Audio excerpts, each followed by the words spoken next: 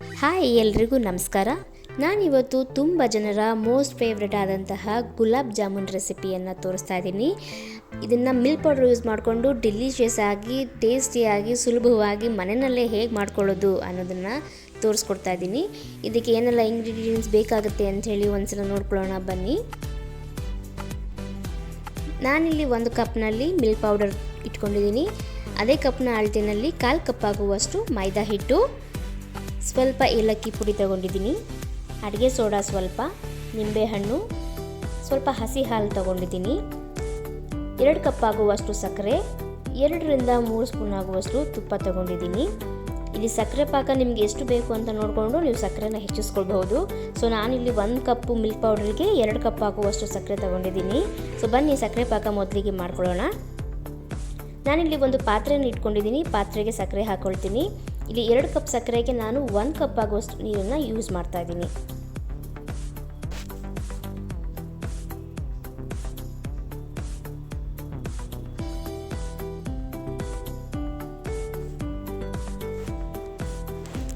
ಸಕ್ಕರೆ ನೀರಲ್ಲಿ ಚೆನ್ನಾಗಿ ಕರಗಬೇಕು. ಕರಗಿ ಒಂದು 10 ರಿಂದ 15 ನಿಮಿಷ ಚೆನ್ನಾಗಿ ಕುದಿಸ್ಕೊಂಡ್ರೆ ನಮಗೆ ಪಾಕ ರೆಡಿ ಆಗುತ್ತೆ. ಸೊ ನಿಮಗೆ ಬೇಕು ಅಂತಂದರೆ ಕೇಸರಿ ದಳಗಳನ್ನ ಆ್ಯಡ್ ಮಾಡ್ಕೊಳ್ಬೋದು ಕಲರಿಗೋಸ್ಕರ. ನಾನಿಲ್ಲಿ ಯಾವುದೇ ಕಲರ್ನ ಯೂಸ್ ಮಾಡ್ತಾ ಇಲ್ಲ.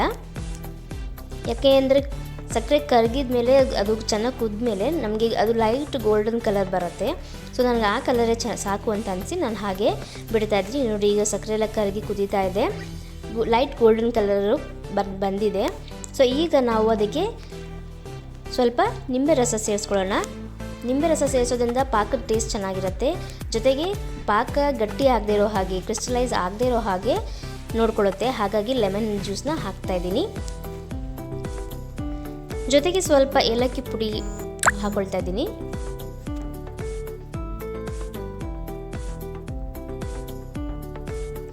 ಏಲಕ್ಕಿ ಪುಡಿ ಹಾಕಿ ಸ್ವಲ್ಪ ಹೊತ್ತು ಒಂದು 5 ನಿಮಿಷ ಚೆನ್ನಾಗಿ ಕುದಿಸ್ಕೊಳ್ಬೇಕಾಗತ್ತೆ. 5 ನಿಮಿಷ ಕುದ್ಮೇಲೆ ನಾವು ನಮ್ಮ ಪಾಕ ಏನಿದೆ ಅದು ರೆಡಿ ಆಗಿರುತ್ತೆ. ಅದನ್ನು ಪಕ್ಕಕ್ಕೆ ಎತ್ತಿಟ್ಕೊಳ್ಳೋಣ. ನೋಡಿ, ಪಾಕ ರೆಡಿ ಇದೆ. ನಾವು ಇದನ್ನು ಆಫ್ ಮಾಡಿ ಪಕ್ಕಕ್ಕೆ ಇಟ್ಕೊಳ್ಳೋಣ. ಬನ್ನಿ ಈಗ ಜಾಮೂನನ್ನು ರೆಡಿ ಮಾಡ್ಕೊಳ್ಳೋಣ.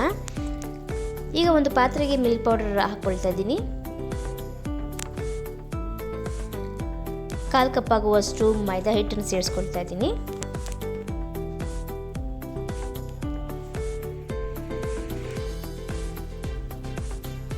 ಕಾಲು ಟೇಬಲ್ ಸ್ಪೂನ್ ಆಗುವಷ್ಟು ಅಡುಗೆ ಸೋಡಾ,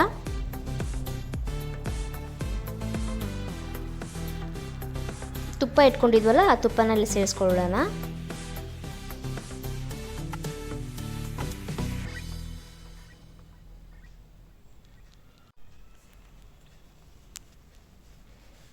ತುಪ್ಪ ಹಾಕಿದ್ಮೇಲೆ ಒಂದ್ಸಲ ಚೆನ್ನಾಗಿ ಮಿಕ್ಸ್ ಮಾಡ್ಕೊಳ್ಬೇಕಾಗತ್ತೆ.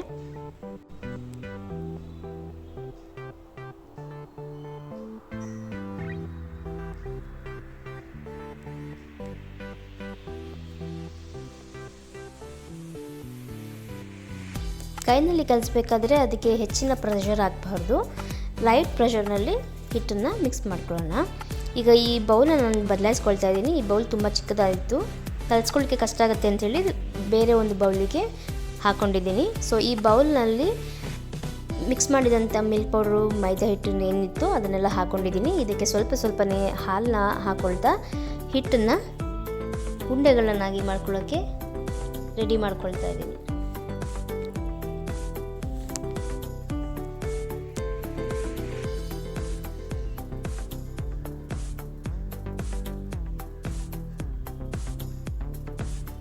ಒಂದೇ ಸಲ ಹಾಲನ್ನು ಹಾಕ್ಕೊಳ್ಬಾರ್ದು. ಸ್ವಲ್ಪನೇ ಕನ್ಸಿಸ್ಟೆನ್ಸಿ ನೋಡ್ಕೊಳ್ತಾ ಹಾಲನ್ನ ಆ್ಯಡ್ ಮಾಡಿಕೊಂಡು ನಾವು ಹಿಟ್ಟನ್ನು ಕಲಿಸ್ಕೊಳ್ಬೇಕಾಗತ್ತೆ.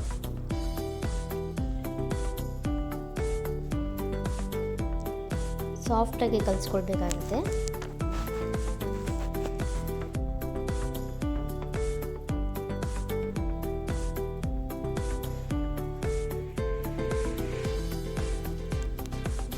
ನೋಡಿ, ಈಗ ಹಿಟ್ಟನ್ನು ಕಲಿಸ್ಕೊಂಡಿದ್ದಾಯಿತು. ಇದನ್ನು ಉಂಡೆಗಳನ್ನಾಗಿ ಮಾಡ್ಕೊಳ್ಳೋಣ. ನಮ್ಗೆ ಯಾವ ಶೇಪ್ ಬೇಕೋ ಆ ಶೇಪಲ್ಲಿ ಉಂಡೆಗಳನ್ನ ಮಾಡ್ಕೊಳ್ಬೋದು. ನಾನಿಲ್ಲಿ ರೌಂಡ್ ಶೇಪ್ನಲ್ಲಿ ಉಂಡೆನ ಮಾಡ್ಕೊಳ್ತೀನಿ. ನೋಡಿ ಈ ಹಿಟ್ಟನ್ನ ಮುಟ್ಟು ನೋಡಿದ್ರೆ ಸಾಫ್ಟಾಗಿ ಇರಬೇಕು. ಹೀಗಿದ್ರೆ ಅದು ಉಂಡೆ ಕಟ್ಟಲಿಕ್ಕೆ ರೆಡಿ ಇದೆ ಅಂತ ಹೇಳಿ. ಸೊ ನೋಡಿ ಉಂಡೆ ಕಟ್ತಾ ಇದ್ದೀನಿ. ಸೊ ನಮ್ಮ ಎಲ್ಲ ಜಾಮೂನುಗಳು ರೆಡಿಯಾಗಿದೆ. ಈಗ ಇದನ್ನು ಎಣ್ಣೆಯಲ್ಲಿ ಹಾಕಿ ಫ್ರೈ ಮಾಡ್ಕೊಳ್ಬೇಕು. ಬನ್ನಿ ಎಣ್ಣೆಯಲ್ಲಿ ಹಾಕೊಳ್ಳೋಣ. ಎಣ್ಣೆ ಕಾದ ನಂತರ ನಾವು ಜಾಮೂನುಗಳನ್ನು ಹಾಕ್ಕೊಳ್ಬೇಕಾಗತ್ತೆ. ಮೀಡಿಯಮ್ ಊರಿನಲ್ಲಿ ಜಾಮೂನನ್ನ ಬೇಯಿಸ್ಕೊಳ್ಬೇಕು.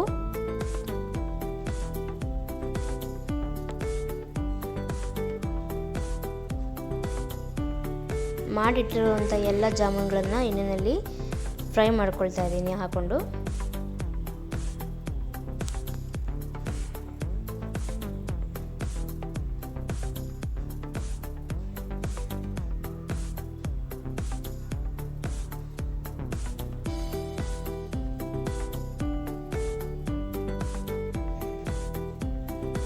ಚೆನ್ನಾಗಿ ಫ್ರೈ ಆದಮೇಲೆ ಅದು ಗೋಲ್ಡನ್ ಕಲರ್ಗೆ ಬರುತ್ತೆ.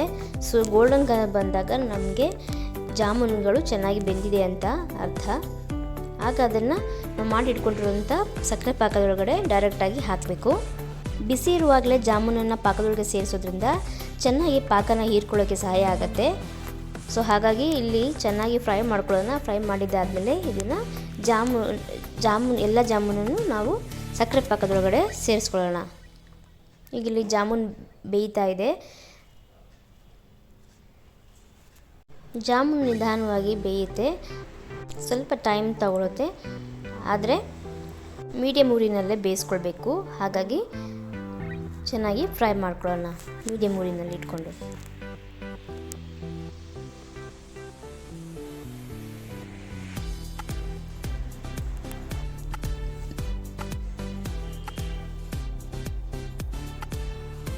ನೋಡಿ ಈಗ ಜಾಮೂನ್ ಎಲ್ಲ ಚೆನ್ನಾಗಿ ಫ್ರೈ ಆಗಿದೆ, ಗೋಲ್ಡನ್ ಕಲರ್ ಬಂದಿದೆ.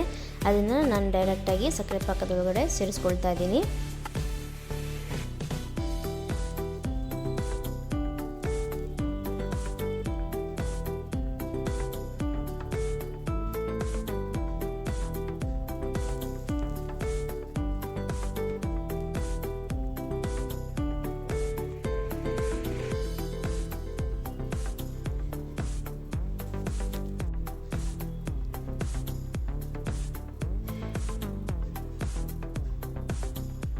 ಈಗ ಎಲ್ಲ ಜಾಮೂನನ್ನು ನಾನು ಪಾಕದೊಳಗಡೆ ಹಾಕ್ಕೊಂಡಿದ್ದೀನಿ.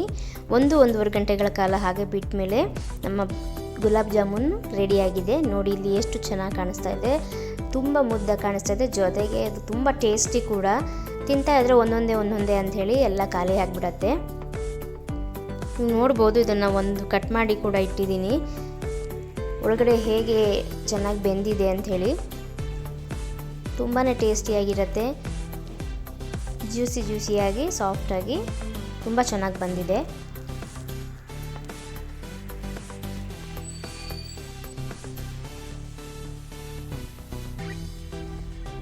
ನೋಡಿದ್ರಲ್ಲ, ಈ ರೀತಿ ಗುಲಾಬ್ ಜಾಮೂನ ನೀವು ಒಂದ್ಸಲ ಮನೆಯಲ್ಲಿ ಟ್ರೈ ಮಾಡಿ. ಹೇಗೆ ಬಂತು ಅಂಥೇಳಿ ನನಗೆ ಕಮೆಂಟ್ ಮೂಲಕ ತಿಳಿಸಿ. ನೋಡಿ ನಾನಿಲ್ಲಿ ಸಾಫ್ಟಾಗಿ ಹೇಗಿದೆ ಅಂಥೇಳಿ ತೋರಿಸ್ತಾ ಇದ್ದೀನಿ. ಎಷ್ಟು ಸಾಫ್ಟಾಗಿ ಜ್ಯೂಸಿಯಾಗಿ ಜಾಮೂನ್ ಬಂದಿದೆ. ತುಂಬಾ ಚೆನ್ನಾಗಿ ಬಂದಿದೆ. ಟೇಸ್ಟ್ ಕೂಡ ಅಷ್ಟೇ ಚೆನ್ನಾಗಿರುತ್ತೆ. ನೀವು ಮನೆಯಲ್ಲಿ ಒಮ್ಮೆ ಟ್ರೈ ಮಾಡಿ. ಹೇಗಿತ್ತು ಅಂಥೇಳಿ ನನಗೆ ಕಮೆಂಟ್ ಮಾಡಿ. ಧನ್ಯವಾದಗಳು.